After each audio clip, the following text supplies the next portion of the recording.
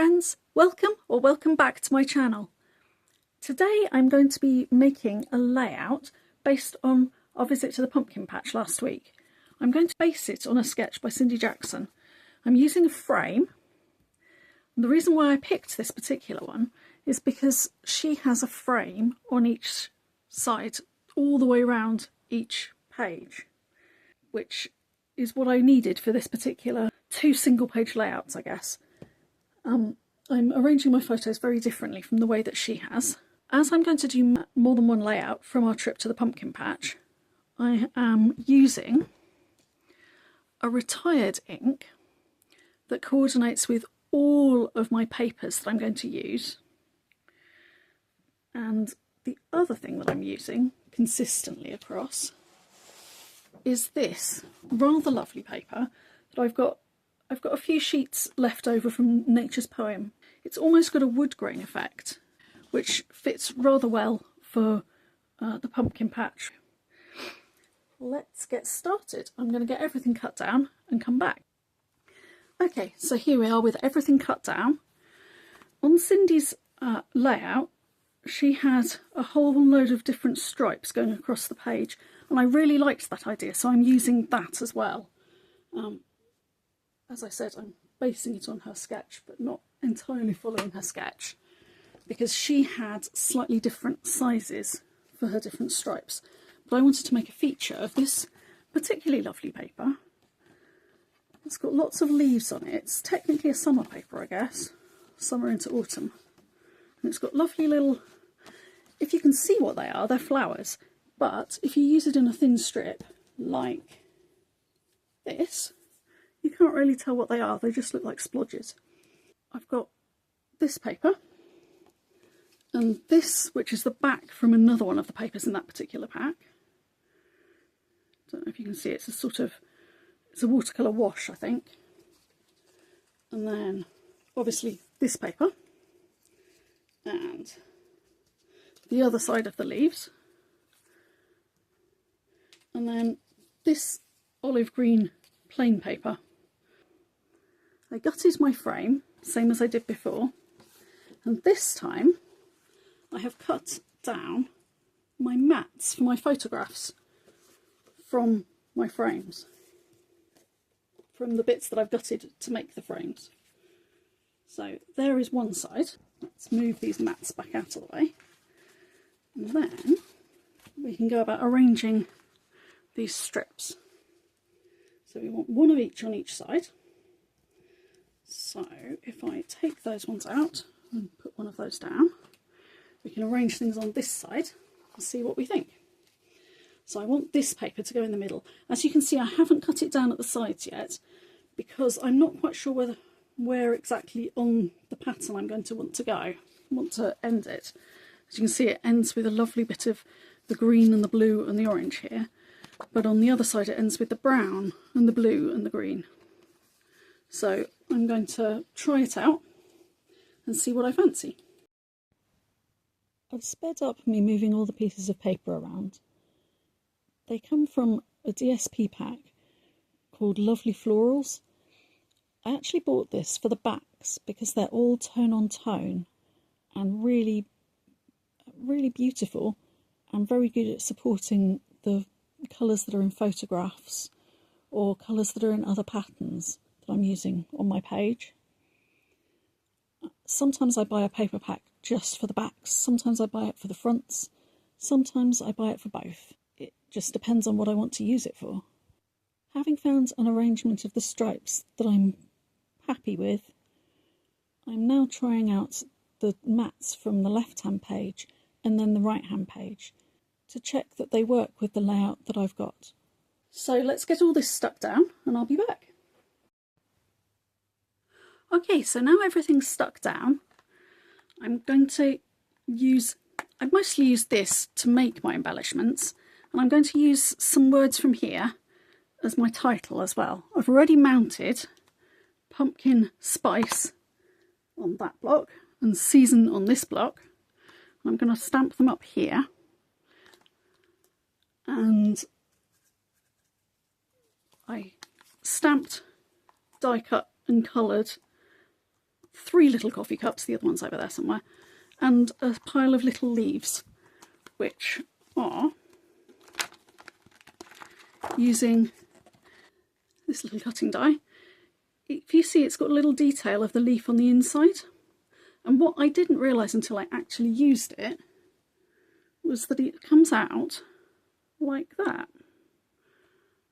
So you just have this really thin leaf shape, skeleton leaf shape I guess, which seems very appropriate for autumn. So I've cut those in light old olive, dark old olive, and this paper. Put the leaf back. I thought about cutting the title out, using the cutting dies, but I decided that actually I'm going to stamp it, and that will bring more of the ink into the page. So, over here I've got a couple of pumpkins like that, and a couple of pumpkins like this. Now, I'm not entirely sure where I picked these up, but what I do know is that I want to put them on this layout.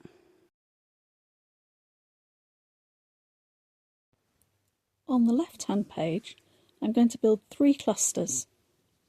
One down here, one down here, and then one up the top here. This is where the gnome is.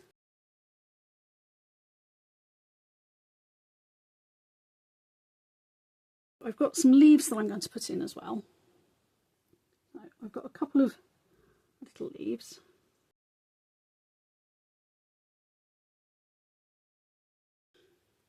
The wonderful thing about the two-tone cardstock is that I have a choice of which way up I want it. Obviously with this one I don't, so I cut some from the other side so I've got leaves going both ways.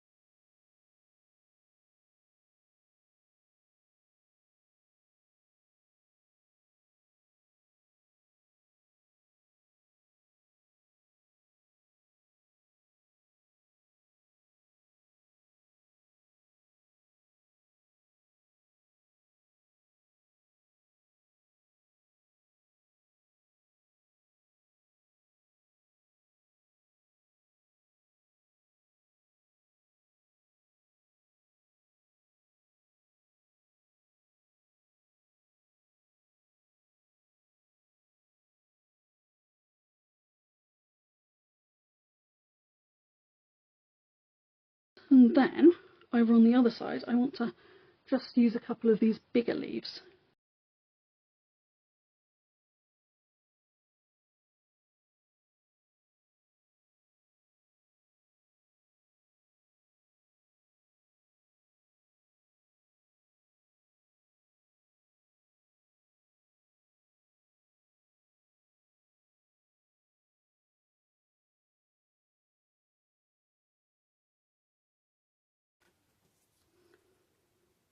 I think maybe a third one like that.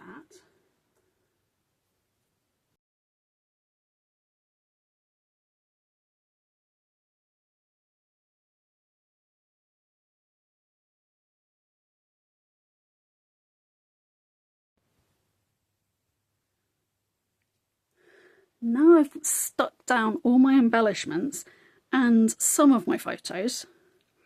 I've covered up my children's faces in that one, and I haven't stuck that one down because their faces are most of the picture. But on this side, I have included this beautiful display that was on the Horsebox coffee shop.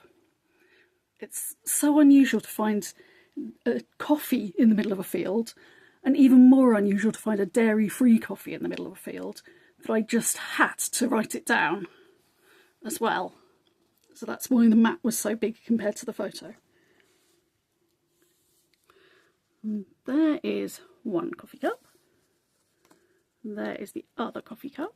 I know that gnomes can be a little bit divisory, but I just thought he was so cute. It says pumpkin spice and everything nice, and that really fitted with that particular coffee shop, for want of a better word. And then there was this lovely board drawn out like a tic-tac-toe. It was actually labelled as a tic-tac-toe. Noughts and crosses if you're British and don't like tic-tac-toe. And it had all these little chalk drawings on. I just thought they were so good. And this pumpkin in the back is called a popcorn pumpkin. It was a new one on me. It was apparently a new one that they tried this year. So I hope that it tastes good. And there's the third little coffee cup. And on the right, before I move on to the right hand side, shout out to these lovely people, because they are the lovely people who gave me a nice dairy-free hot chocolate in the middle of a field.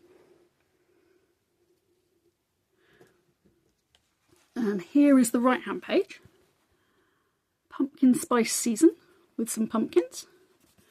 There will be a photo here. And some more pumpkins down here to match with the square pumpkin that they had just next to the exit at the pumpkin patch in East Burgolt.